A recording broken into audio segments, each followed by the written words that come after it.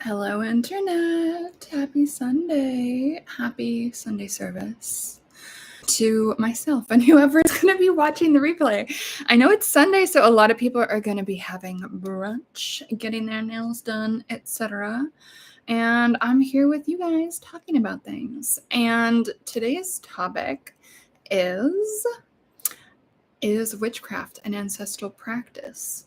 The unspoken part of this, because as you guys know, this is inspired by, to some extent, my very controversial Instagram response to someone who was arguing that witchcraft is not ancestral practice for white people. And obviously my little reel was a reply that, yes, it is, my friends. Yes, it is. And why I didn't include that in the title is because when I started to think about it, it's like, well, actually, witchcraft is kind of, if we use that word very broadly, it is kind of an ancestral practice for everybody, or could be an ancestral practice for everybody. Because if you go far back enough, if you go back and go beyond, let's say, the Abrahamic religions, Christianity, Islam, Judaism, et cetera, and you go back, every single culture has practiced a form of magic and what could be called witchcraft. They might call it something different. Every culture has its own word that is very specific and unique. And I think this is part of why I always do think of witchcraft, that word, as a very specifically Western white thing, because obviously it comes from English and Germanic roots and all of that. And so today, I guess I should have gone the other direction. We're going to be talking a little bit about witchcraft history. I'm not a historian, so that's my little disclaimer. At the same time, I have actually read all of these books. And so if anyone does want to go deeper into their practice and learn more about the history of magic, learn more about the history of magic in a contemporary context, like why does Wicca exist? What was the inspiration behind that? How did that occur? And if you want to go deeper into your own particular culture, your own heritage's history, this is going to give you a little bit of a scaffolding to kind of understand the history of magic, the history of witchcraft, and all of that fun stuff. So that's pretty much what I'm going to be talking about today, is history of witchcraft stuff and thinking about it as a form of ancestral practice. And I think it's one of those things where it's very much about how far do you want to go back into your own ancestry, right? Do you want to go to your parents? Do you want to go to your grandparents? Do you want to go to great grandparents, etc.? So on my own personal history, my own personal story, and hello to the person who is watching, feel free to say hello in the chat.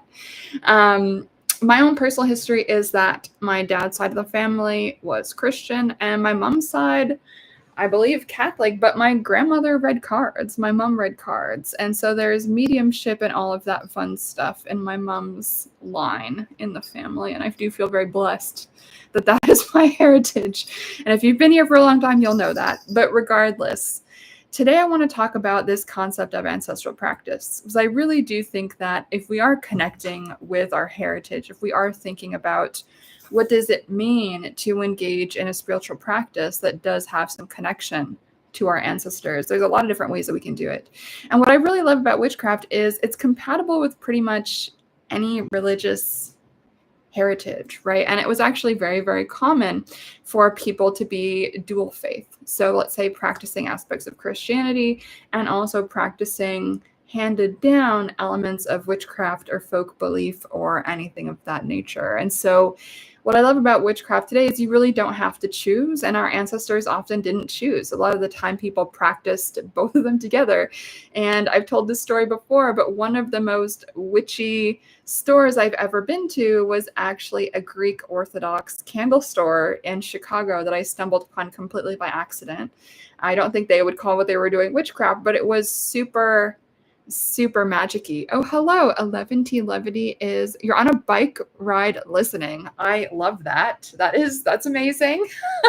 Hopefully your data or internet does not give out. And I love that you're on the outdoors having a moment, doing your thing. It's so great. It's super rainy here in Toronto today, but after I'm done, I'm probably going to go for a nice little walk in the ravine. So I love that you're spending some of your day out and about. I think that's wonderful. And I will be going through a lot of these books today for anyone who really does want to get to the bottom of this question. Like, what does it mean to engage with witchcraft as an ancestral practice? And it really does. That video really annoyed me, which is why I decided to make this video and my other reel that was very controversial. As I really do think specifically for European heritage folks, like witchcraft really is our heritage and the specific way that it is practiced in the global English-speaking part of the world. Again, that's because witchcraft in and of itself, it has European origins and the way that it is popularized these days. Obviously, as I said before, every culture has its form of witchcraft and magic. It's often called something different. And I obviously can't speak to every single type of magic in the entire world. There's a lot to be said about all the different types of magic. And just to kind of define our terms really briefly, magic, I would say, is a larger umbrella. And then within that umbrella, witchcraft is one type of magic. So that's kind of just how I see it. And witchcraft generally comes from this kind of European heritage of folk magic and folk practice. And Troya hopefully is not going to knock over all of my books. And so I have a ton of stuff here today, and I'm going to get into a lot of it. But let's see, what do I want to talk about first? Let's see. Well, let's talk about Wicca. Let's go a little bit more recent, because a lot of people, I don't know, have opinions. So one of the things that some people were grumpy with me for saying was that Wicca basically can't be ignored. And in my opinion, it can't be ignored. So let's grab a few important books here. So if we're looking at the history of contemporary witchcraft, Wicca really is important. And so the books we're going to be talking about are these. And I apologize to the person biking. You're not going to be able to see these. I will say them by name, so don't worry. And also these. So why is Wicca important even if you're not a Wiccan? Because I'm personally not a Wiccan. I have practiced in a traditional Wiccan group, though. So I can speak to that a little bit. Everyone was super lovely. I had a great time, but it just ultimately wasn't for me at the end of the day. So okay, so Wicca was invented in the 1950s in England, and it's been hailed as the only true religion that England has given to the world. And Wicca obviously has a lot of influences. And so if you do want to get into the nitty-gritty of what are the influences that led to this creation of Wicca, the book I would really recommend to you guys is called The Triumph of the Moon by Ronald Hutton, and he's a historian. The subtitle of the book is A History of Modern Pagan Witchcraft, and I read this during my master's. I read most of these during my master's, which is why I'm not going to be getting into a great level of detail about them, because that was kind of a long time ago. I'm almost done my PhD, and so a lot of it is a little bit foggy, but I have read this entire book. As you can see, there's like little notes throughout the whole thing. But if you're going to pick one book from this live stream to purchase and read, and I don't get a kickback from this at all, obviously, this is just me recommending some of my favorite books. This one is going to give you a really solid understanding of, okay, how did Wicca emerge? What were the influences behind why it emerged in this way, in this particular place and time? And it's honestly really solid. Like, even if you're not Wiccan, you probably should read this. It's really, really, really excellent in terms of just understanding how did we get here. And I think if Wicca never happened, the contemporary landscape of how is magic practiced today, I think it would be completely different. And so, as you guys know, Wicca was a kind of group-based, coven-based experience. And so back in the day, it was actually kind of controversial whether or not someone could practice solitary. And some really old school Wiccans don't believe you can be a solitary Wiccan. I have no opinion on that, since it's not really my fight to fight. But let me see, where is... So this book was published The Witch's Bible, Complete Witch's Handbook by the Farrars. And so the Farrars practiced Alexandrian style of witchcraft, which is very similar to Gardnerian. And I don't want to get like banned from YouTube. There's some like nude pictures in here. That is the style of practice. It was called Practicing Skyclad. Let me see if I can find some like non-nude pictures to show you guys. I don't want to get banned. Okay, this is maybe, I'll just put my hand over like the more spicy parts of this. There, please don't censor me, YouTube. So here you can see this kind of old school practice. And this book, I think, was a bit controversial when it came out too, because they're like, oh, geez, you're publishing the rituals. Should we be doing that? So this is what everyone didn't agree, which is interesting. So my last video was about witch wars. And even back in the day, not everyone agreed. But the first big Wicca book, and this is an OG version of this. As you can see, it's kind of dead.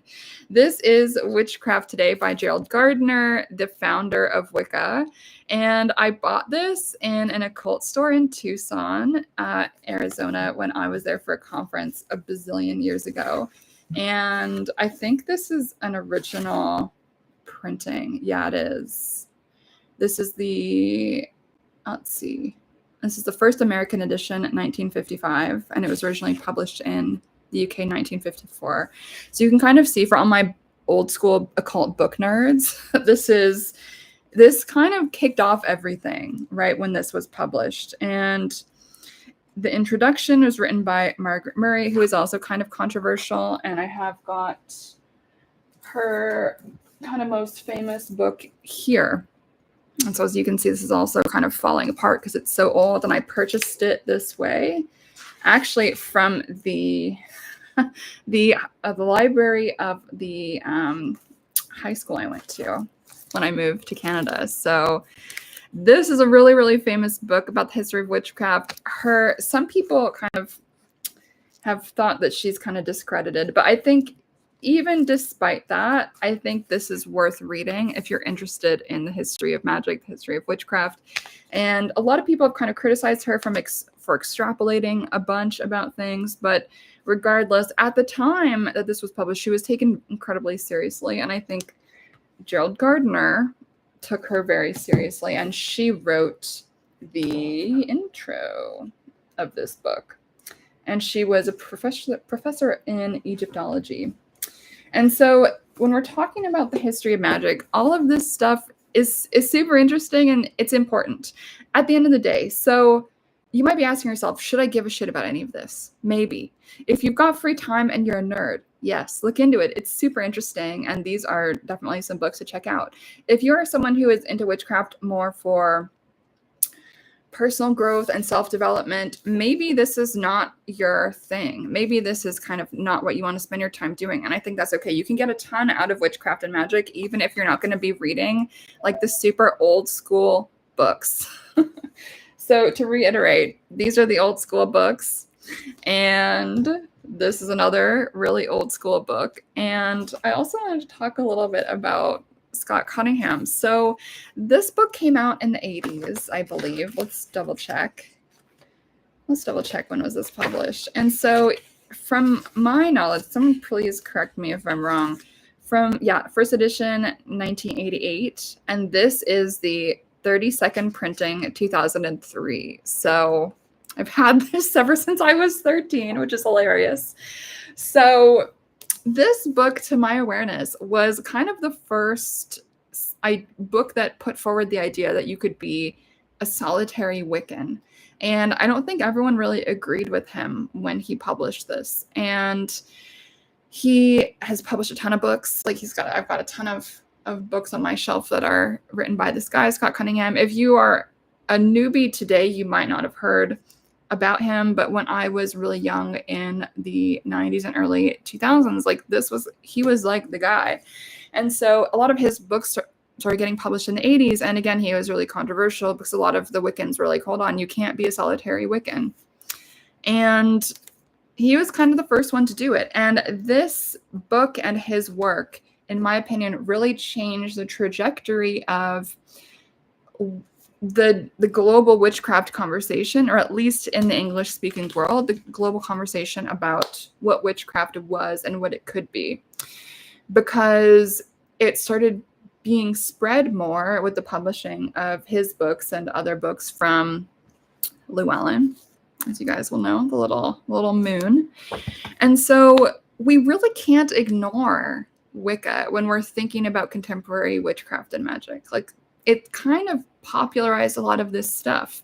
And even if you're not Wiccan, like I'm not Wiccan, chances are your practice has been at least a little bit influenced, and more likely a lot influenced by what the Wiccans were doing. And the Wiccans also are responsible for popularizing this like 8 Sabbath type of situation, right? And so the quarter days, all of that typical neo-pagan wheel of the year, all of that is specifically Wiccan. Not like all of those were not practiced by the same people at one time. And on that note, if you are interested in learning about where all of those holidays come from, this is a really great book, also by Ronald Hutton, The Stations of the Sun, History of the Ritual Year in Britain. This book I find a little bit dry, but it was like kind of boring, to be honest with you. Way less interesting than The Triumph of the Moon. But that also just could be because I'm not a historian. So do check this out if you are curious about the actual British heritage of a lot of these like neo-pagan holidays and holy days and things that everyone is kind of talking about. Really, really worth reading, especially if you are someone like me and you have British heritage. That is the part of my heritage I feel closest to. I grew up with a lot of English customs. My grandparents had an accent. And when I went to England, I was like, oh, holy shit, I felt out of place in America, and now everyone looks like me. This is very weird. So this is definitely worth checking out if you are someone who is interested in looking at witchcraft from an ancestral heritage point of view, and you are someone with British roots. So let me just see if I can find a table of contents to give you guys an idea of some of the different practices. Let's see. And so here's the table of contents. So we have all these different little holidays: Candlemas, Bridget's Night, Beltane, Easter as well, and Midsummer. And so this is a really, really great resource if you are interested in exploring, again, witchcraft, holidays, practices as this connection to your heritage if you are someone like me with British heritage. And to be honest, I think even if you are not someone with British heritage, that this is an interesting book to read. If you are someone who is interested in learning about like what is the deal with all of these kind of popular neo-pagan holidays in the West, it will help you kind of understand where the hell do these things come from? Like who decided this? What is the origin? Like what was the broken telephone sequence of this coming to be? Like solid book if you are a history nerd. And so let's see, we'll get through all of these. Sorry guys, like book nerd day. And so if you're interested in the history of Wicca, this is also worth reading, I would say. Doreen Valiente, along with Gerald Gardner, are responsible for a lot of the Wicca contemporary witchcraft type of things. So it's worth reading. Obviously, it's a bit of a kind of biography about her. And it's nice to see her get her flowers because a lot of people talk about Gerald Gardner, but she was actually incredibly influential as well. And so this is definitely worth reading if you're a nerd. And so if we're talking about the history of contemporary witchcraft, 2 really important books that we also need to talk about are these 2. And I'm pretty sure these came out like pretty much the same year, or like just off by 1 in this, I think, late 70s. So let me just double check that. Yeah, so this one, 1979. And so this one, let's see, also 1979. Yeah, exactly. So these 2 books really also influenced the conversation in English-speaking countries around what witchcraft was. And so if we're looking at the kind of trajectory here, right? Like a lot of people were influenced by Wicca, which again came up in the 1950s. And like as more books started being published about this thing called Wicca, people kind of started running with it and coming up with their own iterations, their own inspirations, their own variations. There was I'm gonna like misremember this, but there was a woman named Zana Budapest who came up with Dianic witchcraft, which is very like woman-centered thing. And as I talked about, there was Scott Cunningham, who's coming up with his own kind of solitary Wicca. Anyway, these were also very important books. And so these, again, 1979, very interesting if you want to understand the trajectory of witchcraft. And so this book is honestly really solid. This is one of my favorite books about witchcraft when I was just starting, when I was a little baby. And so let's see, when was this published, this iteration? 1999. Yeah, so I got this book when I was 9. So if anyone thinks I'm bullshitting about how long I've been doing this, I'm not. And it's honestly it's so solid. Like if you have not read this book, I really, really recommend it. And especially if you are a woman and you're someone who is interested in femininity and goddess-centered magic, highly recommend it.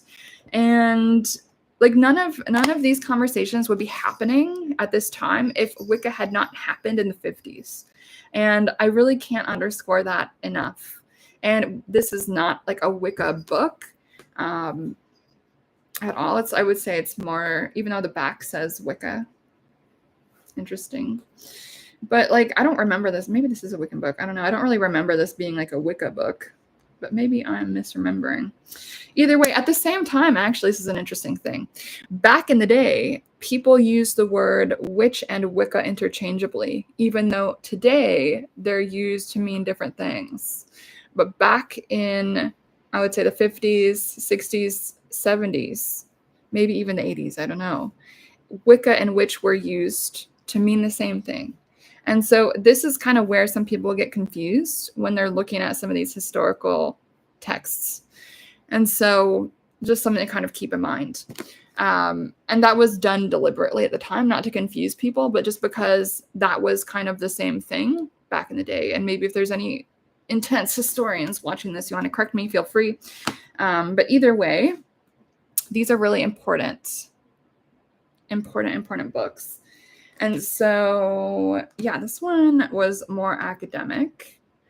And let's see, more about kind of neo-pagans. You can see my note-taking in here. Boom. And let's see, what did I write boom about? Okay, I'm just going to read this paragraph because it's kind of fun. For example, a coven of 8 Dianic women, many of whom had worked previously in mixed gender groups, told the New Broom in an interview that they had decided to work with women because they felt free enough as women together to totally know our strengths and weaknesses and to trust each other and ourselves because of this knowledge. In response to the argument they were going, sorry, someone is texting me apparently. In response to the argument they were going against the natural current, they said, if the natural current isn't within each person, just where is it? Shots fired.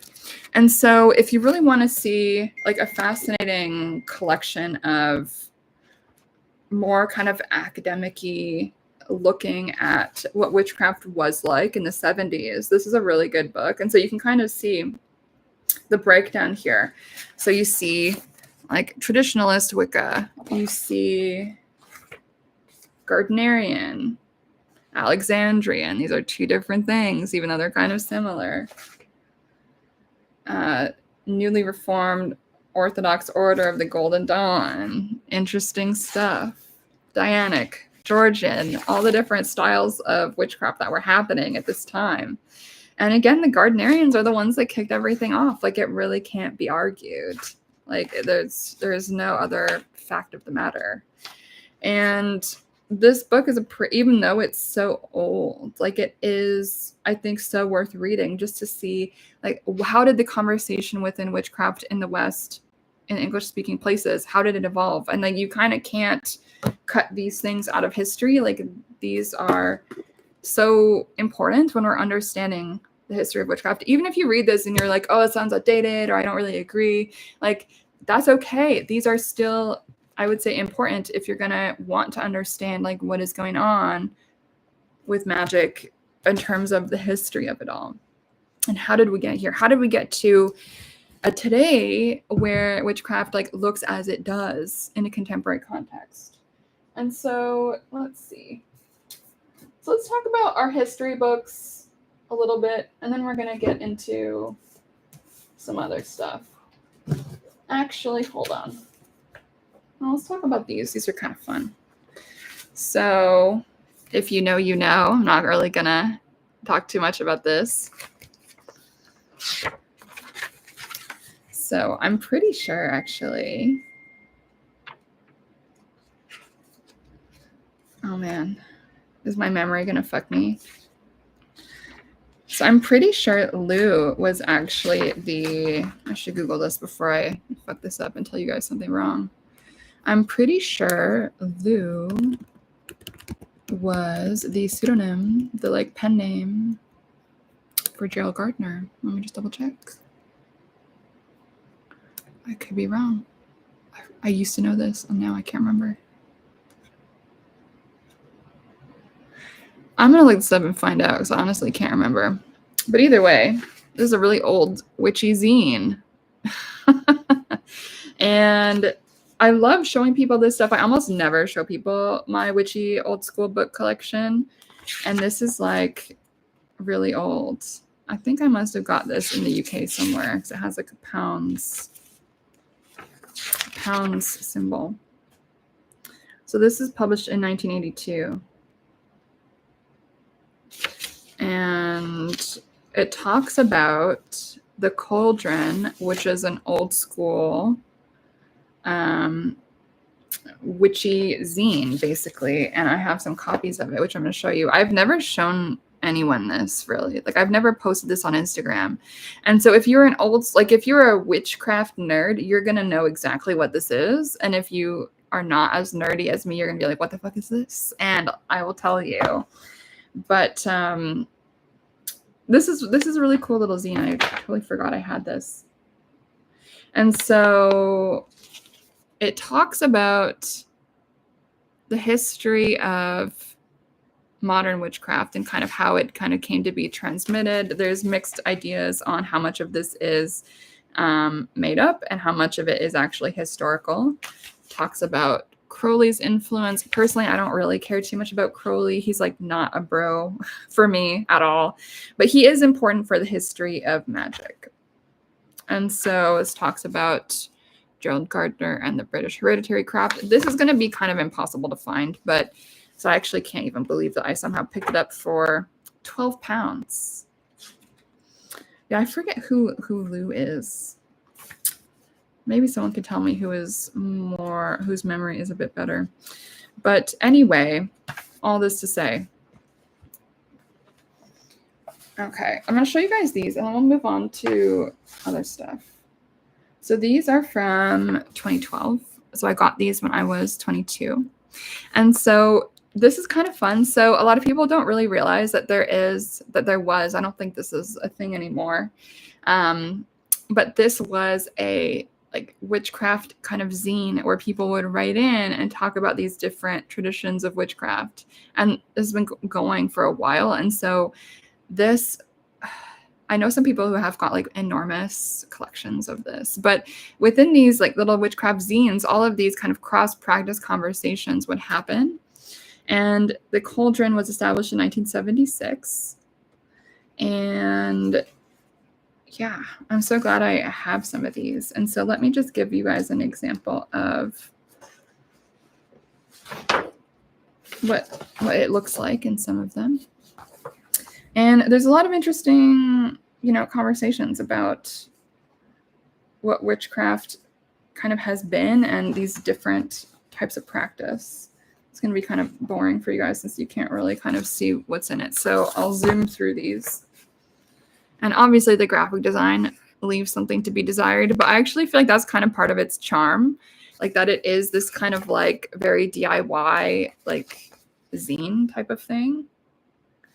So as an example, let's see if there's another. So for instance, so there's a lot of these interesting cross-tradition conversations in witchcraft that I think a lot of people practicing like Instagram witchcraft like don't necessarily know about and are not aware of the history and like all of the different types of conversations that are happening. And like, that's okay.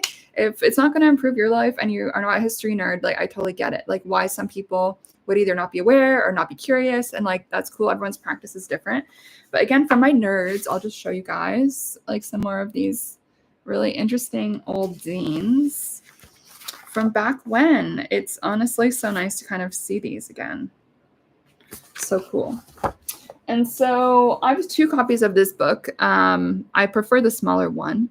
And so if you are interested in a global look-see at witchcraft history, our boy Ronald Hutton is delivering. This book is really, really good. I really enjoyed it. So if you are someone who is looking for a book on witchcraft history, this is great. I did find it more dry than Drawing Down the Moon. And here we've got also more witchcraft history books. So let's talk about those for a second. I do want to show you guys this. So this is the original. As you can tell, I probably spilled tea or coffee on this or something at some point. This is like the original. I feel hardback's really unwieldy a little bit, so I do prefer that smaller version. But as you can see, it's kind of like this on my little notes. And so let's look at the table of contents. This one is bigger. You guys can kind of see it a little bit easier. So if you are interested in history of witchcraft and how it might relate to your heritage, then this is a great book to look at. It's a really, really interesting book. And so what else can we talk about when we're looking at the history of witchcraft? And so I do want to just show you guys all of these. And so as a part of my academic stuff, I did take some undergrad and master's level courses in magic and witchcraft. And so I do have, these are like some of my old course materials from back in the day. And so if you are interested in like the witch hunts and stuff, personally, it's not my favorite thing to read about. Personally, it is important though. And so this is one of those books, if you are curious about that side of the history. Another one. Again, this is like too depressing for me, really. So I don't really like to dwell on this side of the history. It is maybe relevant, though, if that is something that you really do want to get into. And again, it's not fully my thing. Like, I find it so like depressing. Let's see. It's another interesting book about this. Let's see. Yeah, I remember this book.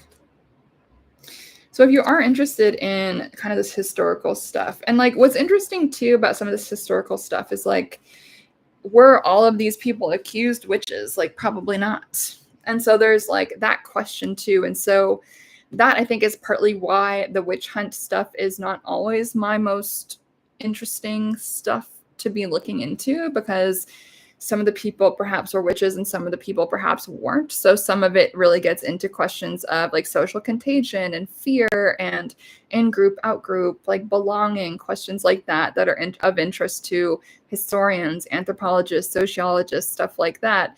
I'm much more interested in like, okay, so the people who were witches, like what were they doing and why and what did it mean to them? And so I have some fun books for that. Okay, so I really love this series. So this series is put out by the University of Pennsylvania Press, I believe. And they've got this whole series on witchcraft and magic. And you can tell the typography is kind of hilarious. But they do have, it's honestly really, really great. And this one is the period of the witch trials. So if that's your thing, like, go hard. This one will probably be of more interest to most of you guys. This one's on contemporary North American witchcraft and magic. Really interesting. As you can tell, I wrote the fuck out of this book as well. And so let's just pull up. Yeah, so the ones that I liked, I put a little mark by. And so here we see some kind of different interesting things, right? And there's also a chapter in here about Lukumi. For anyone who doesn't know what that is, it's like Santeria. Lukumi is kind of the same. And I'm not going to be talking too much about that because it's not really my area of expertise. I have actually practiced very, very briefly, by which I mean like 2 or 3 times with some Lukumi folks, and it was very interesting. Their way of looking at magic, from what I remember, is very different, like mechanically, than how we think about it in kind of English Western style witchcraft, which was honestly really fascinating. This is Witchcraft Magic 20th Century. This series is really good, and if you're interested in lots of different perspectives, I think I got this at the used bookstore for $8. This one I think is really interesting, and an even part 1 has a section by Ronald Hutton. We love him, and there's even sections in here about Satanism and all that stuff. So even though Satanism is not my thing, it is still mentioned in here because it is still a kind of contemporary witchy vibe. And so you really can go like far into the weeds as you're learning the history of magic and witchcraft. And there's so much. And even when I was thinking like, oh my God, I have all these books to show you guys, which books do I show? Like I was even getting a little bit overwhelmed. It's like, there's so many directions that we could go in this conversation. Like, do we want to talk about Wicca? Do we want to talk about like dual faith practice? Do we want to talk about the witch trials? What do we want to talk about? Like, there's so much when we think about the history of witchcraft. Like, it really is a global thing that goes back pretty far. And going back to the title of this video, like, is it ancestral practice? Like, yes, if you go back far enough, it is. And let's see, Jules Michelet's book on historical witchcraft. I actually don't even think I have that one, but I will check it out. I know which one you're talking about. Okay, so I did want to mention a few more. So these ones were textbooks that I had to get.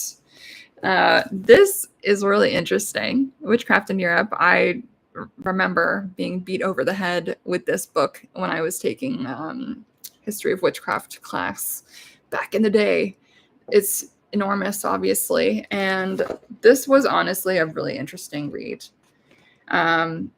At the same time, those of you who are interested in learning about the historical piece for your own heritage, the witchcraft trial stuff is probably not going to be the most interesting to you. It's probably going to be stuff that is more specific to your heritage, right? And let's see. So this one was really interesting. This is another university textbook, Magic in the Middle Ages. Really interesting. And let me just see what did I underline in here? A section on protective amulets and talismans. I was going to merge that together into one word and say amlismans. Amulets and talismans. And it's interesting, right? And I think it's also fair in your practice, if you want to take some inspiration from what these old school folks were doing. Like, it's pretty interesting. And a lot of this also talks about, I would say, more high magic, more like ceremonial type of magic, more like book grimoire magic as well, which again is not really what I do. But for some people, they really are into this kind of thing. And it is like fascinating just from a like curiosity perspective. So there's that. Let me see. This was also interesting. I don't think I read this one in full. I think I read it in parts for a class. But this is interesting for anyone who is interested in her story. It's a pretty famous story. And let's see. Some other ones. This one's pretty famous. A history one. I do find like a lot of these kind of generic histories to be a little bit repetitive, with the exception of Ronald Hutton. Like I think he's doing something very unique and important, but a lot of them are kind of just giving kind of some of the same narratives.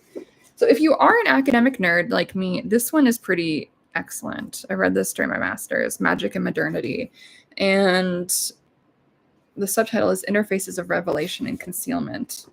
And so this is interesting because it talks about like all these different kind of contemporary magical moments. So for instance, one chapter is Undying Past, Spirit Possession and the Memory of War in Southern Mozambique.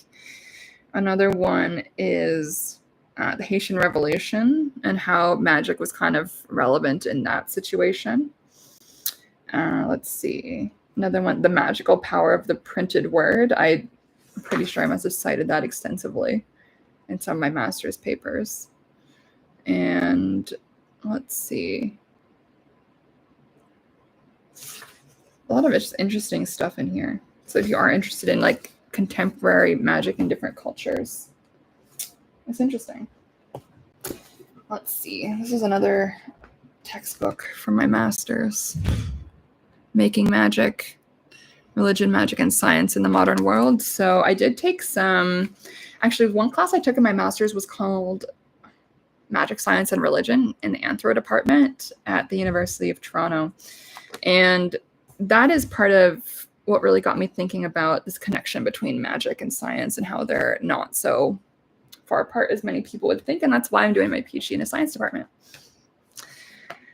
So Susan Green has written a ton of books. I think I only have a few of hers, but she's done a lot of anthro magic stuff for anyone who is interested.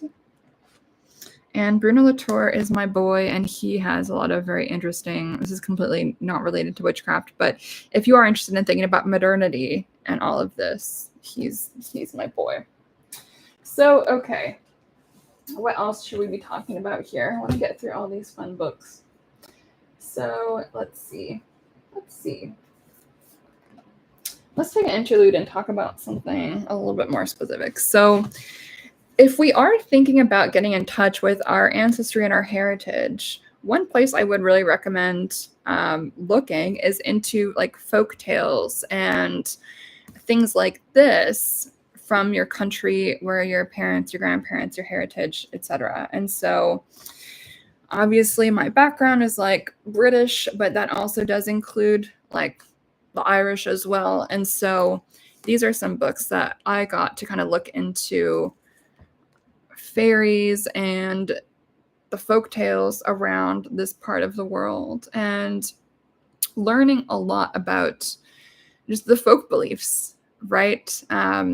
Superstitions, like what were the spiritual beings that people in this region believed in. And a lot of this is going to come from these old books about like folk tales and folk beliefs. So this, let's see. And so some of these books are going to be kind of dry. And if you do want to go the historical route, it like you're probably going to have to just like suck it up and deal with some kind of like dry books, because history books can kind of be a bit dry. Not always, but a lot of the time they do tend to be a little bit dull. But that is where a lot of the stuff comes from. So if you are reading any, like let's say Llewellyn or Weiser, like these are the biggest English language occult publishers, if you are reading books about this or that type of magic, likely those people have come up with, let's say, a cultural specific magic from doing their original research and finding out, okay, what were the old school practices from this time? What were the beliefs? What were the fairy tales? What were the folk tales from this region? And how can I incorporate that into a contemporary practice? That is what a lot of these people are doing. And I really recommend like do that yourself too. Like look at some of the historical documents, look at some of the old texts, even if it's a little bit snoozeville, like do it a little bit by bit. You know what I mean? Like it is kind of interesting to look at our heritage and see, okay, like what did people believe from my neck of the woods? And I would also say going to visit some of those lands can be really meaningful. And I talk about this kind of implicitly a bit in my new book, Body Magic. There's a section called Land. And I end off that book by it's an image of me basically doing ritual at a graveyard in Edinburgh, Scotland, which is a thing that I did do. And obviously my last name is Scott. And so I'd always kind of associate myself with being English and British. But going to Scotland and having like literally every second tombstone with the last name Scott, I was like, oh my God, these are my people too. Crazy. And I felt really held by the land. And I remember going to the Chalice Well in Glastonbury, and it was an incredibly emotional experience for me spiritually. Yeah, just incredibly deep experience of connecting with like my ancestral land, really, in England. And just being in that area was so crazy for me. And so if that is something that you have access to doing at some point, like it's definitely something I'd recommend doing, like going to like your ancestral lands. If that's not somewhere that you live right now, it can be a really like spiritually moving experience. And anyway, so this is one of the books I was reading when I was doing kind of that research for myself, because I was really, really into fairy practice and fairy faith when I was just starting in my witchcraft journey when I was like a little baby. And so this book was one of the ones that I got at that time. And let's see, when was this published? Let's see. 1994. But I think this must have been originally 1966. Let's see. But I think it's older than this. Let's see. 1911, I think, was the original publication. And so you might have to be reading these like 1911 fucking things to get in touch with like the OG historical material. Black Cats and Hurricanes says you've been visiting the graves of your ancestors is a very spiritual experience. Yeah, totally. And like I felt the same thing. Like I felt really emotional when I was in Scotland. The first time I went to England, it was really emotional. Pretty much every time I'm in the UK, it feels really emotional for me as my kind of ancestral land. I felt that to some degree in France, but I felt it more when I was in the UK, which is interesting, even though I do feel like a very North American person in terms of my sensibilities, my bluntness, like my attitude is very North American. I'm very kind of in your face, as you guys know. But just being on that land did feel really meaningful for me. And so if you are someone who is engaging in witchcraft as ancestral practice and you don't live on your ancestral territory, it is something to go check out. And it's a tough one, right? Because in this kind of global world, a lot of people, may, and let's say in the case of Canada, like I had some friends who their family have been here for like 200 years. Or more. And it's like, how far back do you go? And that question is so personal for everybody. Everyone is going to, want to deal with that question on an individual basis in a really different way. For some people, they might be like, no, I only want to go far back enough into my heritage of living in Canada and connecting with the land of Canada and all of that. And I think that's totally legit. But since my dad was literally born in England, for me, that connection feels like a lot closer to that land. And like growing up with so many British customs, because my dad grew up with British customs, so for me, that connection feels very, very present. And it kind of always has. Like it felt like coming home the first time I went to the UK, just like energetically, spiritually. And it's something I want to make more time for as well, to go back to that land and go to Glastonbury again, go to the Chalice Well, go to just be on that land, go back to Scotland, go back to Edinburgh, and just be with the spirits there. I felt very resonant in a lot of these places. And I remember when I went to the Museum of Witchcraft in, oh my God, where is that? It's in Cornwall, I want to say. Oh my God, I can't remember now. The Museum of Witchcraft. You guys know which one I'm talking about. I could be wrong about where it is. Does anyone remember where it is? I can't remember. The Museum of Witchcraft and Magic. Super cool. And one of the gentlemen there took us on this little walking tour, and it was so amazing. And he had practiced with one of my favorite witchy authors. I'm not going to say who, because it's all kind of, under wraps a little bit. It's a bit unknown knowledge, this stuff. And he took us on this really lovely walk into this forest and told us about the magical properties of all these things and the practices that they had done in these different areas. And it was honestly so amazing and life-changing and just really lovely. Black Cats is asking, have I ever thought about moving to the UK? I don't love the weather over there. That's the thing. I probably could get citizenship since my dad is English. I also don't really know if I would fit in since my sensibility is very North American. Like, I think I'm a lot more direct.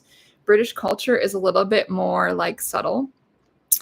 And they can be pretty cheeky if they want to be, and like very sassy if they want to be. And I grew up with that, so I get it. But I do feel very distinctly North American in the way that my own energy is. So I don't know if I would really be happy there long term. I don't know. I also just love the seasons that we get in Canada. But it's definitely something to think about, right? Like, if you are someone who is looking to witchcraft and folk belief and all of this as a way of connecting with your ancestral line and even potentially healing your ancestral line, it's worth using your vacation days to go check that place out. And I know it might be tempting to go on a beach vacation to some resort somewhere, and that's fun sometimes, I guess. It's like not really my thing. But going somewhere that has spiritual resonance for you, for your practice, for your heritage, for connecting with your ancestors, that can be a really powerful experience. And I think oftentimes that is going to last a lot longer in our spirit than going on a like resort vacation. That's just my opinion. So take from that what you will. But all that being said, so back to this book, like, it honestly is a bit boring, you know, but if you do want to go back into reading these kind of historical kind of like folk texts from the 1800s, from the 1900s, even maybe older than that, yeah, the language is going to be a little bit dry, but you are going to learn a lot about your heritage and your people and all of that. And then you'll get to interpret it directly for yourself. So this is not an issue or a beef really, but one, I think, aspect that sometimes people forget when they are reading like a book from one of the big witchy publishing companies that is talking about like contemporary magic for people of this background. It's like they are doing the homework for you and kind of interpreting it to be something that works for them. And I think that's amazing. And I love that people are doing that. And like, why not do that legwork yourself? Like, why not look into some of these interesting books, even if they're a little bit dry because they were written a bazillion years ago? Why not look into that historical stuff yourself? Like, it can be a kind of slow burn, fun part of your practice. And it's just kind of cool. You know what I mean? It's just kind of cool. Check it out. So let's see. What else do we want to talk about here? So here's some really kind of classic witchcraft books, actually. Let's see. This was a gift from one of my supervisors, actually.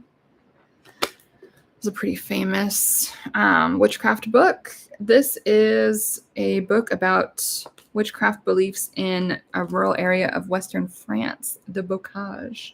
Probably pronouncing that wrong. And it's pretty interesting.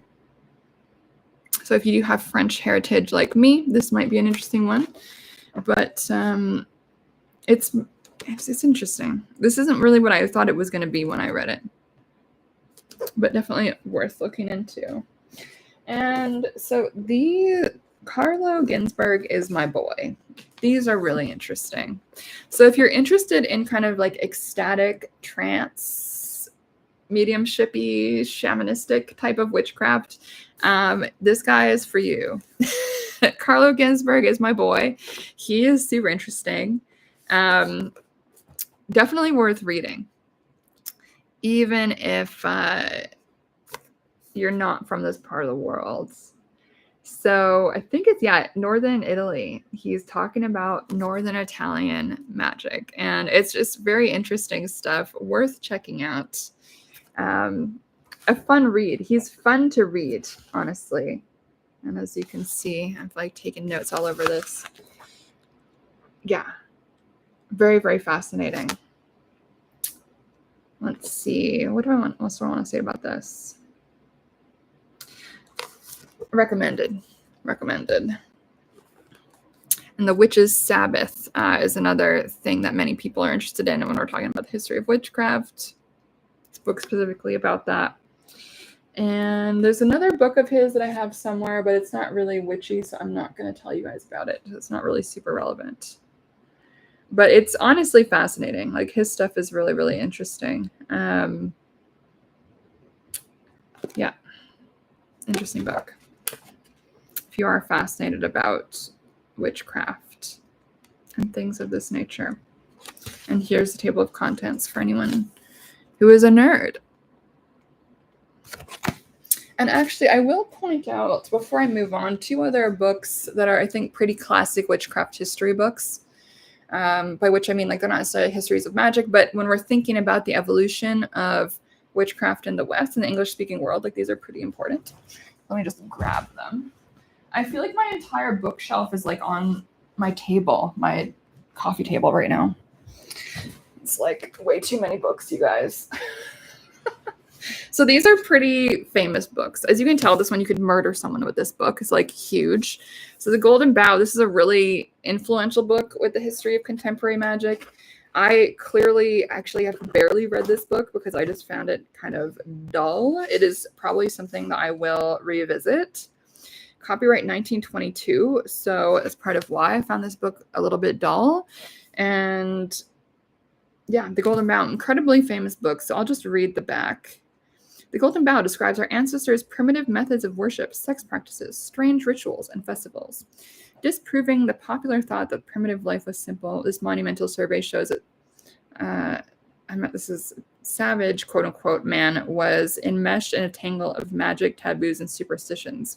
Revealed here is the evolution of man from savagery to civilization, from the modification of his weird and often bloodthirsty customs to the entry of lasting moral, ethical, and spiritual values. Obviously, some dated language there, so my apologies. And I'm sure this is a very obviously dated text from 1922, but I think this one was really important. Gerald Gardner, for sure, read this and was influenced by it, and it was an influential text for sure. And so it's just something that people should be aware of. It's an interesting book. And then this book was also a really important one with the history of magic. And similar to the other one, this is not a book I've spent a lot of time with, just because I found it a little bit dull. And this is another old school one. So Robert Graves, The White Goddess, Historical Grammar of Poetic Myth, 1948. And so, as you can tell, like, these were the books that Gerald Gardner and those folks, like, would have been influenced by, you know, these books that were kind of talking about the history of the goddess and magic and these different types of spiritually engaging with the world. And so I think when we're thinking about, like, why does Wicca exist? Why does contemporary paganism exist? Like, these books are kind of the precursors to it. Like, love it, hate it, critical of it, totally, it's all good as far as I'm concerned. But these are influential things that, if you are curious about the history of magic and, like, how these conversations all kind of happen and how did this all get created and trickle down, like, these are important things to be aware of if you care. And this is the thing too, is, like, you don't actually have to care about all of this historical shit that I'm talking about in this video in order to get a lot out of your witchcraft practice. So, like, this is kind of for the nerds, you know, no judgment on if you're a nerd or not, but it's just interesting stuff. And so I did want to include a little bit of non-Western stuff in here too, just for fun. And then I will talk about these. Those are fun. As you can tell, they're all, like, from very cute presses. So this is a really classic kind of anthro history book. It's just an anthro book. It's interesting. 1937. Anthropological research carried out in southern Sudan in the late 1920s. And so if you're looking at witchcraft from this kind of, like, anthropology understanding of it, like, you kind of can't avoid this book. It's, like, assigned in pretty much every, like, anthro course that talks about magic. It's not my favorite, you know, but it's definitely interesting if you are, like, a nerd and want to check out all of this stuff. This one is also interesting. Modernity of Witchcraft in Post-colonial Africa. Interesting book for sure, if you're curious about that kind of thing. It was interesting as well. Violence, Witchcraft, Democracy in South Africa. Found this book interesting. And again, reading these, like, it will really show you that there's going to be similarities of how people understand magic in that part of the world, and there's going to be differences. So there's a kind of, again, that overarching umbrella of like magic, but the way that it happens is kind of different in different places. So that's another really interesting thing to bring into the conversation if you are engaging in kind of historical stuff. These two were also interesting. I'm not going to talk too much about these because, again, this is not really my expertise. It's not really my area. But for anyone who is curious, this book is pretty interesting. This guy, I think, teaches this now, and I think has like little groups of people practicing. And so if you're curious about a non-Western perspective on like what this can look like in a contemporary practice, like this would be an interesting one to check out. And here's another British historical one that I forgot to show you guys. Emma Wilby is really good in terms of history of witchcraft stuff. You guys are curious. Cunning folk and familiar spirits, shamanistic visionary traditions, and early modern British witchcraft and magic. Very interesting. Of obvious interest to me, you guys, since this is kind of what I do. So let's talk a little bit more about these books. Let's see. Did I really want to pull this one off the... Okay. Oh, this one is signed. I forgot. How nice. How nice is that? So this is Witchcraft in Devon, a part of England. And this one is Traditional Witchcraft in Cornwall.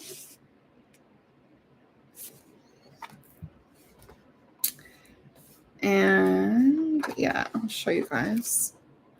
Right, so England is not just England. It's like there's so many different little regions. And I think people tend to forget that. And I think that's true for like literally every country.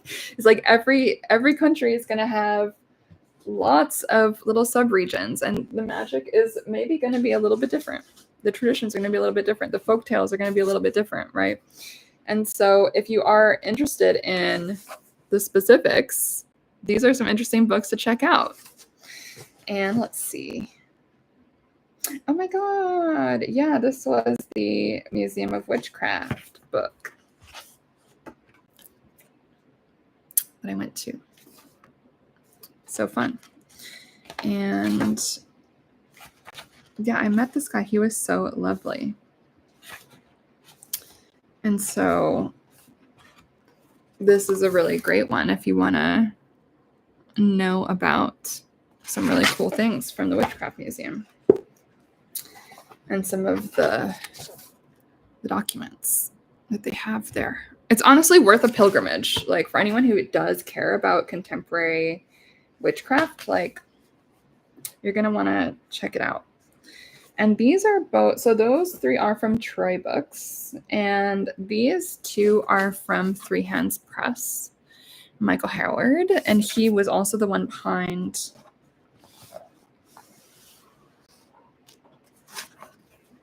these.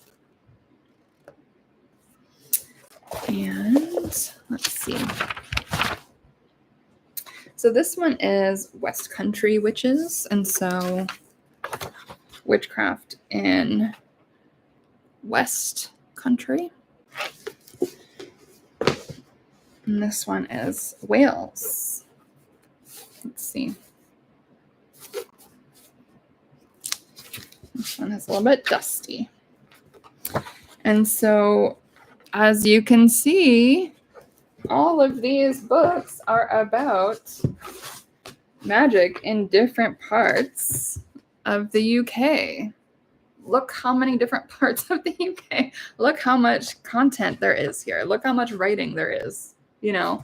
And this is just people doing their own research and figuring their shit out. And how many primary source documents did they have to I'm just dusting them off. But how many primary source documents did these folks have to consult to come up with all of these really, really cool, interesting books? And all of that to say, as you are building your practice, as you are thinking about, like, what is your own relationship to your background, to your heritage? How far back do you want to go? Like, the fact of the matter is, like, going back to my original inspiration for making this video, like, is this witchcraft thing ancestral practice for white people? Yes, it is. Yes, it is. And that's not just people with British heritage, even though the Brits have contributed, I would say, the most to the contemporary conversation on what is contemporary witchcraft right now. A lot of it does come from British styles of magic from way back, and a lot of it does come from British ways of thinking, British folklore, etc., British ways of practicing magic and witchcraft that, again, moved through Wicca and then kind of got disseminated. And yeah, there's so many different types of magic, so many different types of witchcraft. There's British traditional witchcraft, British traditional Wicca. It just kind of goes on and on and on. And there's so many little different divisions. And I'm sure some people might be watching this and be like, Sabrina, but there is like other types of magic. And it's like, yes, absolutely there are, 100%. And that doesn't negate anything I'm saying. And, I would say even Crowley, there's influences. There's influences everywhere. Even if you are someone who is practicing Thelema today, like, how can you not be a little bit aware of the larger conversations about witchcraft and magic that are happening? And I don't know a ton about Thelema. It's not my thing, so I'm like not really going to get into it. So I'm going to leave that kind of out of the conversation for other people to talk about who know more about that style of practice, because it's just not for me. I'm going to stick to my witchcraft lane. Thelema is, I would say, magic. It's not witchcraft. It's doing its own thing. But that being said, like, this stuff it's important. I think it is what you make it, right? Like, whatever your practice is, you can practice many different types of witchcraft, different types of magic. That for me, I think it's all compatible, really. You can make your practice whatever it is that you want it to be. And I think that's one thing that's really beautiful about witchcraft and magic in general, is it so embraces our ability to have agency. We get to decide what parts of, let's say, ancestral witchcraft practices or ancestral folk beliefs do we want to incorporate into our witchcraft today. Sorry, my cat just sneezed. That was so cute. I don't know if you guys can hear that on the video. I can hear it. Yeah, I just think it's neat. It's important. There's nothing to be ashamed of with it. The English and the Brits in general, the Irish, all of that, like, there's such a big contribution to witchcraft today from people from that part of the world. And I think ignoring that is just wrong. That's just my opinion. Some are going to shit on me for that, but that's okay. And hopefully I've kind of like given some proof in terms of all of these interesting books that I have shown you guys today. And of course, a lot of the popularization stuff happened in the States. We also can't ignore that. That's also an important thing. People moved from the UK to the States and popularized witchcraft and magic there. They moved from the UK to Australia, and it kind of spread throughout the English-speaking world. And I think that's really cool. And I think there's nothing to be ashamed of with that. And I absolutely think it's a form of ancestral practice if you want it to be. It's true. Wicca was founded in the 1950s. That's accurate. However, it wasn't just pulled out of someone's ass. Like, it did come from somewhere. And there is a historical precedent for forms of magic and witchcraft within the UK, and again, pretty much everywhere in the world.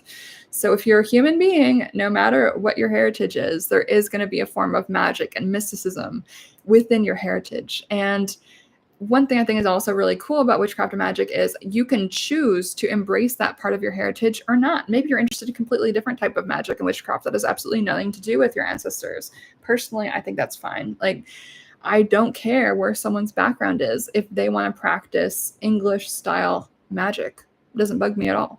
Do your thing. Sometimes spirits choose people from, different backgrounds. And I think we all are going to resonate with things in different ways. And maybe that's going to change over time too, And I think that's fine. I think that's fine. And I think it can also be, let's say, ancestral practice to get into forms of Christianity. Like, I think if I decided to go to a church, that would also be a form of ancestral practice for me. That would be a form of connecting with my ancestors who were Christian, let's say, on my dad's side. And I think that's legit too. And I also don't think we have to choose. And I think that's one of the beautiful things about witchcraft is it doesn't, like, there is no like witchcraft pope that like makes us choose. Let's say, I don't even know if the pope does that. I don't really know what the pope does, so I'm going to stay out of that. But there is no like higher authority within like witchcraft writ large that's like, you must do this, you must do that. It's like, no, it's a lot more personal. And so if you do want to, let's say, go to your ancestral lands and connect with the witchcraft traditions and the holy sites and the sacred land in these areas, even just any of the land at all. Like, I personally think all land is sacred, but there are going to be holy sites that are perhaps going to feel more potent and powerful. Like, I know the Chalice Well felt like that for me, absolutely, when I was there. And just being on that land in general felt really potent for me. And yeah, and we can practice that no matter where we are in the world, like whether we live on that ancestral land or not, which is pretty cool. So all that to say, that's my story. I'm sticking to it. Hopefully you guys have learned something from this video. Hopefully there's maybe some books that you want to pick up to learn a little bit more. Maybe you're going to be inspired to check out your local library and perhaps check out some books about the history of religion and spirituality and maybe even magic, maybe folklore in the regions where your family is from. What's there to lose? I think it can be really powerful. And I know for me, working with this stuff to heal my relationship to my ancestors, to my family lines, has been a really meaningful thing. And it just bugs me when I see people taking a shit on other people's practice. Like, to say that, you know, engaging in witchcraft is not ancestral practice for white people is like the most incorrect thing.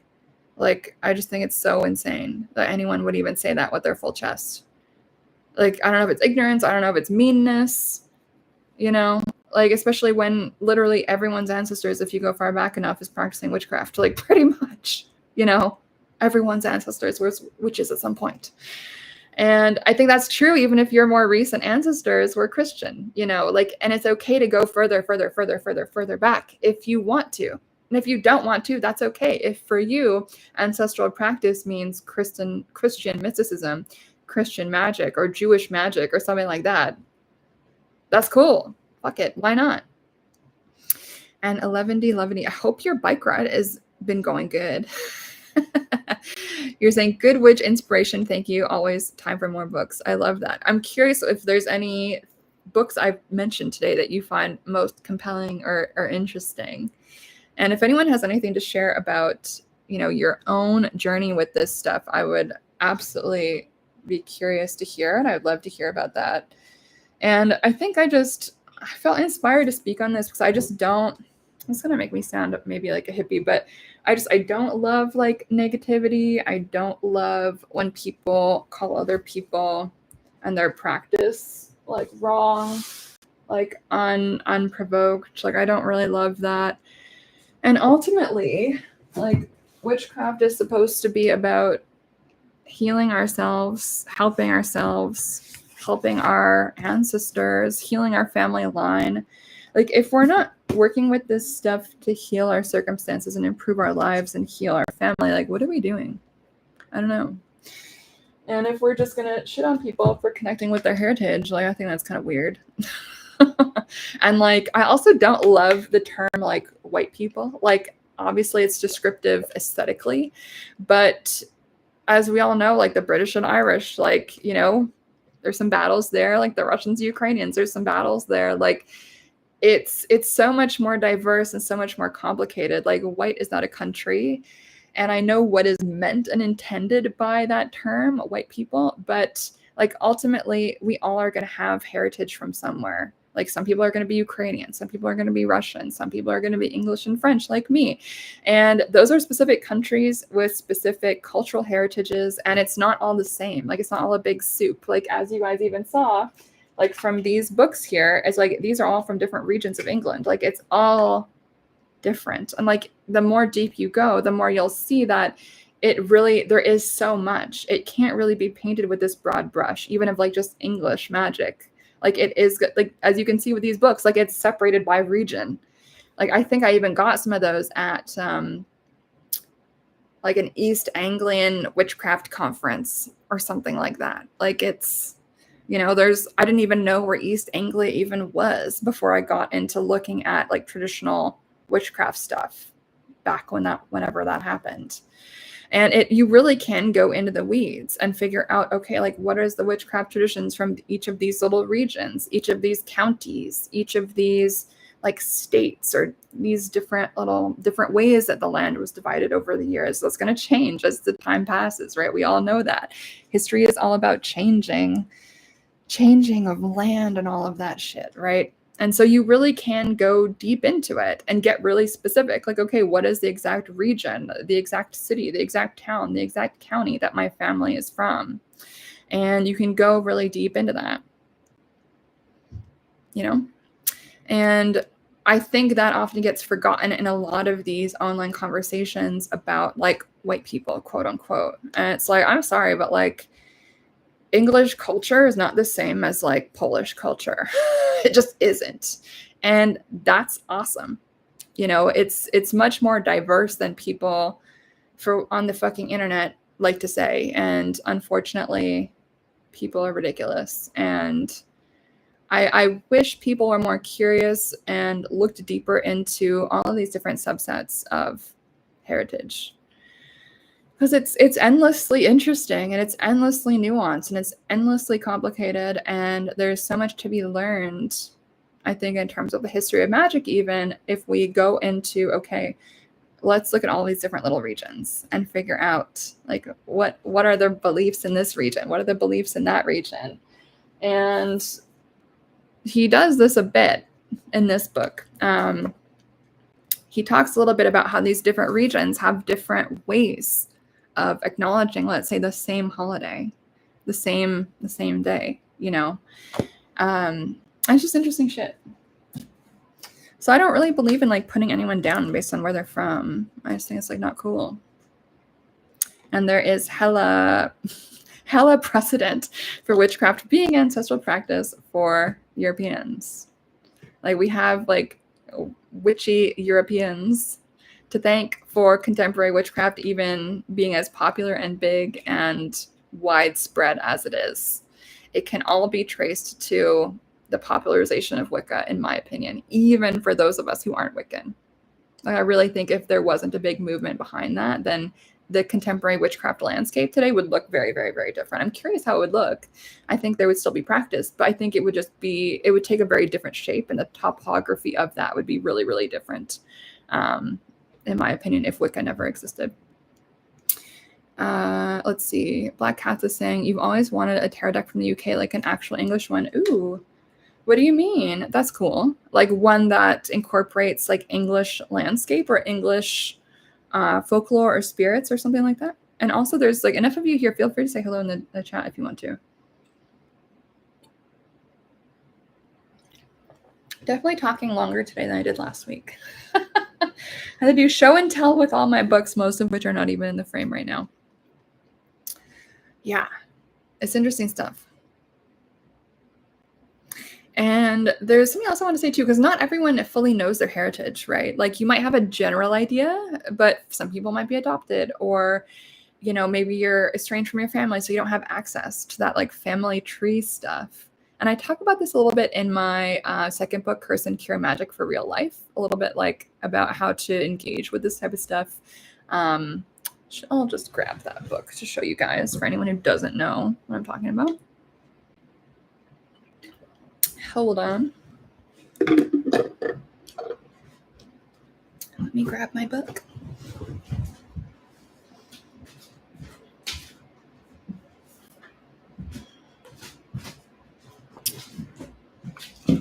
Yes. So in this book, I talk a little bit about that, actually. Let me see if I can find it. Let's see. Yeah, so there's a section here. Blood family, adopted family, and talking about like how do we engage with heritage spiritually if we don't necessarily know about that part of our background. So Black Hats is saying, find a grave as a great resource to find your ancestors, information about them and where they're buried. That's really cool.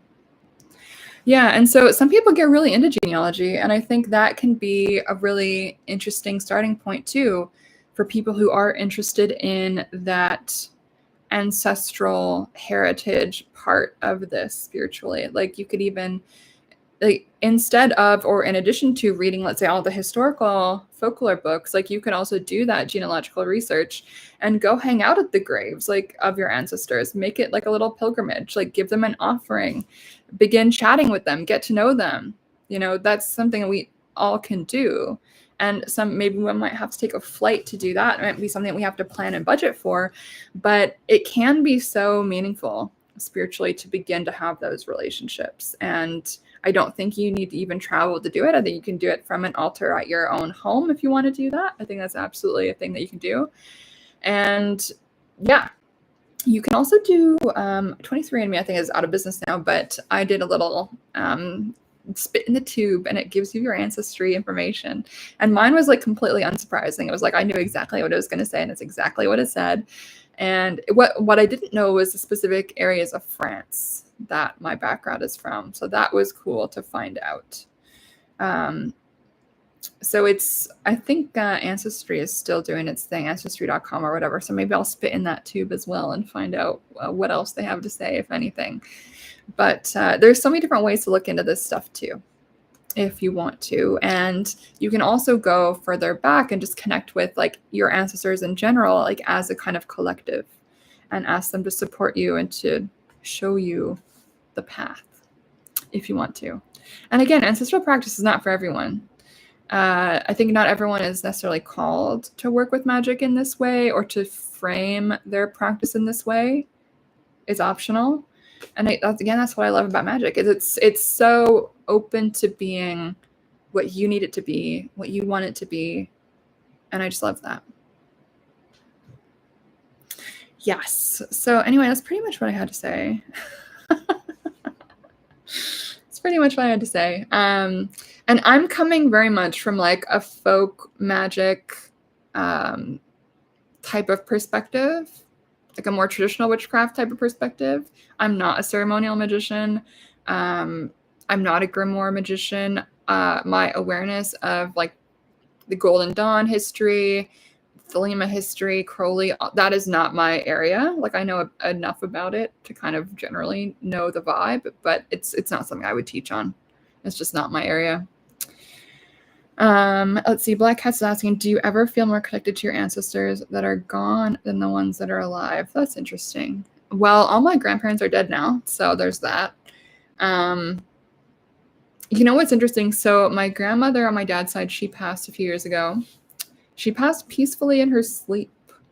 Even so, what's really interesting is I don't think she ever got COVID. And at her retirement old people home, there was like a COVID infusion. Like it was like one of the retirement homes where, or long-term care homes, whatever it is, where there was like outbreaks of COVID. And like somehow she was like such a hard ass that like she wasn't taken out by COVID. They say that people who have got like a bad attitude live really long time because they're just so like grumpy. And I think she was definitely one of those. And so she somehow did not die of COVID. I don't know how that happened, but she died peacefully in her sleep a few summers ago. And she, in her older age, was like, had dementia. She was like kind of grumpy. And I understand why she was grumpy, but she was grumpy. And once she passed, our relationship actually really improved because she was unburdened of her illness and her physical body and just being so frail and being so tied to how her life had turned out. I won't get into that. But she had reasons to be grumpy, I'll say that. And she had reasons to just be like resentful and like kind of nasty. Like I understand why she was like that. I don't condone it, but I understand it. And once she passed, it was kind of like her spirit was like free and could return back to like a younger state, like younger than I'd never ever known her at.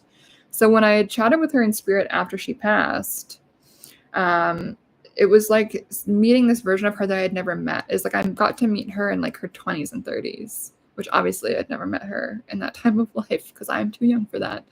And so that was actually really cool. And the first contact that I had with her after she had passed, it was because I have a ring of hers, an amethyst ring that my dad got resized for me way before my grandma passed. It was because this is like some funny family lore. My dad really wanted to make sure that ring stayed with me as opposed to, let's say, with other people. Leave it at that. And so I got it resized, and so I have it, and it's on my altar now. But there was a time when I had surgery a few years ago, I brought the ring with me as a kind of protective, like good luck, like ancestor heritage type of thing. And I really could not remember like which bag I put it in. And so after my grandma had passed, I was like, Grandma, where the fuck is your ring? And I thought I had looked everywhere. And I just heard her saying, look in this place, in this bag, in this pocket. And then I looked and it was there. And I was like, yes. Thanks, Grandma. And we just went on to have like a little bit of a nice little chat. And that was really cool. And it was like meeting a part of her that I'd never got to see because she was just so kind of miserable in life. So I do think spirits kind of become free. And I think I was able to chat with her so soon on after she had passed because she passed not of disease. She had no like illnesses other than dementia. It was like she just passed of like old age peacefully, as far as I'm aware. And that seems like a good way to go, to be honest. Like, touch wood, I don't want to go anytime soon. Touching wood on the ground. But I think that's why she was able to speak to me so quickly after she went. There's other folks I've known who have passed more violently, and sometimes getting through to them in spirit is more difficult. So I think they still are dealing with that trauma of how they died. And so that's a whole other conversation. Yes, that's my answer to that. And Black Hats, you're saying you have your grandfather's Freemason ring. That's awesome.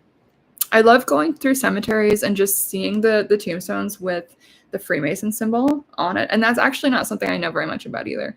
Like I know more about Freemasonry than the average person, but I'm like not an expert in that. Like, again, like a lot of that kind of more ceremonial stuff is not where my expertise like is at all. So I can't teach on that. It's not my area, but I respect it. And I think it is really cool and really interesting and really important in the history of magic. And actually at one time when I was I don't remember where I was. I think I was in Bath in England, actually. And I'm pretty sure I stumbled upon this like walking tour of this like Freemason building. I'm pretty sure I must have those photos like on one of my old phones or something. It was pretty cool to see. Like, even if you're not a Freemason or like that's not your practice, like it's still just interesting to me to see these like magical spaces, even if it's not like got anything to do with me. I think it's cool. So yeah, does anyone have any questions, thoughts, feelings, or want to add anything to the conversation? And I'm curious for anyone who's still here, like if ancestral practice is a way that you frame what you do, or if that doesn't really resonate. And that's okay, whichever the answer is. You know, it's okay to practice stuff that is maybe not quite exactly like ancestral practice, you know, like I think it's also okay just be a fucking Wiccan, like do your thing, whatever. Or to even do practices that are super contemporary, like chaos magic is really contemporary. It has its roots, absolutely, we can go back, but I definitely would associate that more with like contemporary styles of practice than like super historical styles of practice. And I think it's just whatever. Magic is magic. I'm into it. I think it's fun. And whatever people want to do, I think that's cool. As long as they're not hurting anyone, it's all good. So yeah, does anyone, my stomach is like grumbling. I should eat lunch. Does anyone have any other thoughts, feelings? Black Cats is saying that you'd love to just visit and walk around graveyards, especially historical ones. Yeah, I agree. And like I love walking through graveyards and just trying to touch in with the spirits and be like, hey everybody, how are we doing? And I don't really do this too much anymore, but there was a time when I did do that a lot in my practice, and I got to be friends with some spirits I was like not related to, but just would like go hang out and, you know, get to know them. It's definitely like a fun, interesting thing to do if you are sensitive or want to practice your mediumship skills or practice your energy skills, stuff like that. Yeah, absolutely. And there's actually some famous folks that one in particular who I really admired when he was alive, who is buried in a graveyard in my neck of the woods. So pretty cool. All right, folks, I need to eat lunch. Does anyone have any thoughts on this? I'm hoping you guys at least grab a book or two from some of the ones I showcased today. And if you don't resonate with any of these books, then pick up something from your own background, even if it's a book of folklore or folk tales or fairy tales or whatever, and get in touch with your background and your heritage and what magic and witchcraft and spirituality and folk belief was like for your ancestors. It's always interesting, even if you don't resonate with what you are reading. It's sometimes just fun to know and just be able to understand our ancestors with more layers than maybe we did before we read that book. So I think I'm gonna leave you guys with that because my stomach is like literally grumbling as I'm so hungry right now. But thank you so much for being here. I hope you guys enjoyed this. Thank you for watching Sunday service. The one last week was pretty well received, so I'm just really thankful that we have some more folks here this week. And let me know if you guys have any requests on topics that you are curious about or would like me to speak on, as I do love doing these for you guys. It was really fun to show you guys like my witchy history book collections. I don't really feel like I've done that before, even on Instagram. So it was nice to show you guys some of what I have lying on my shelves. And in case you guys don't know, I am also doing tarot readings. So feel free to book a reading with me if you want. I do have some availability this week, Wednesday onwards. My website is Sabrina M. Scott. Just click readings. So it's sabrinamscott.com/readings if you want to book a tarot reading. And I'm also taking on new clients for coaching and mentorship around spirituality and magic and witchcraft and tarot. And there's also someone I'm working with who wants to be creating an astrology business online. And so whatever you need assistance with, whether that's your own energy, whether that's doing your own rituals, whether that is untangling what you want your magic practice to look like, I would absolutely love to help you with your rituals, with creating what your altar should look like, different spirits and divinities that you might want to be talking to. I love helping people with this kind of thing.